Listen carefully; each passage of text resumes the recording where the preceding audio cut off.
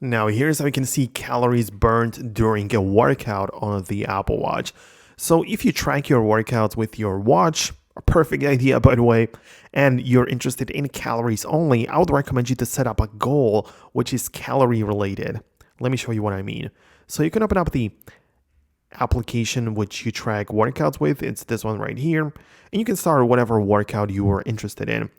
But instead of choosing, let's say I want to go for indoor run, instead of choosing the open goal right here, what I'm going to do instead, I'm going to click on the three dots right here and choose a calories goal, right? So I'm going to choose that my goal for this session is going to be 100 calories. And this is going to make sure that the calories are prominently displayed on the workout screen. A couple of different things in here as well. Like you have all of your calorie goals for the day right there. But you can see the active and total calories burned during the workout. So if you want that, this is a great way to set it up.